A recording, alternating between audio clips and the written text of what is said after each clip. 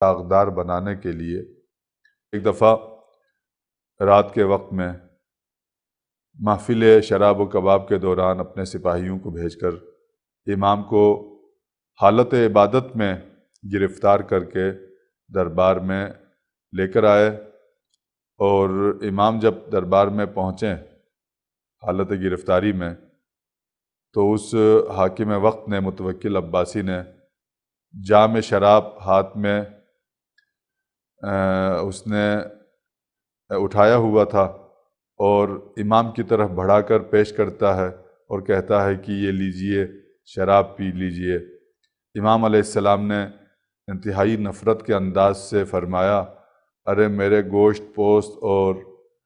میرے بدن نے، میرے جسم نے کبھی بھی اس نجس کو چکھا نہیں ہے۔ انکار فرمایا اور وہ ذلیل اور رسوا ہو کر مجبور ہوا اور کہنے لگا، اگر آپ شراب نہیں پیتے ہیں تو کم از کم کچھ اشعار مجھے سنائیں۔ اشعار سے مراد اس کی تو یہی ہے کہ وہ محفل رقص کی مناسبت سے جو اشعار اپنی محفلوں میں ایک دوسرے کو سناتے تھے، وہ اسی قسم کے اشعار سننا چاہتا تھا، لیکن امام وقت تھا، فرزند رسول تھے، اور الہی معارف اور علوم سے اپنے سینے کو ہمیشہ منور رکھنے والے انسان تھے، شب و روز عبادت الہی اور خضوع اور خشوع میں زندگی بسر کرنے والی ہستی تھی۔ آپ نے انکار فرمایا، لیکن اس کا اصرار بڑھا تو آپ نے فرمایا، میں اگرچہ شعر کم ہی کہتا ہوں لیکن تیرے اصرار پر کچھ اشعار کہوں گا۔ چنانچہ امام علی نقی علیہ السلام نے ایسے عارفانہ اور وعظ اور نصیحت پر مشتمل اشعار کہے کہ جن کا مضمون تقریباً یہی تھا کہ ارے کچھ لوگ اپنے آپ کو بلند و بالا چوٹیوں پر نگہبانوں کے حصار میں محفوظ فرض کرتے ہیں، کبھی ان کو ان چوٹیوں پر سے اتارا جاتا ہے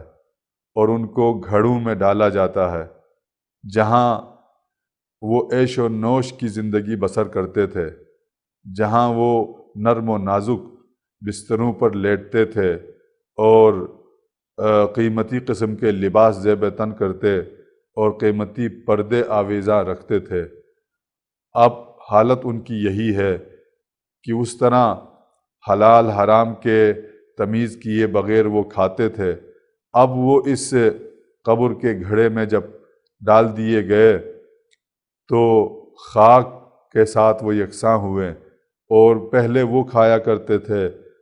اب ان کا جسم کھایا جاتا ہے، گویا کیڑے مکوڑے ان کو نوچ نوچ کر کھا رہے ہیں، اور یہ ذلت و رسوائی کا شکار ہو چکے ہیں، اب ان کے پاس کوئی اختیار باقی نہ رہا۔ جب ایسے اشعار امام نے اس ظالم کی محفل میں پڑھے تو یہ ظالم خود بھی روئے بغیر نہ رہ سکا، اور اہل محفل پر بھی ان اشعار کے اتنے اثرات ہوئے کہ ہر کسی کے ہاتھوں سے جام شراب گر گئے، اور تھوڑی دیر کے لیے صحیح امام کے کلمات کا اثر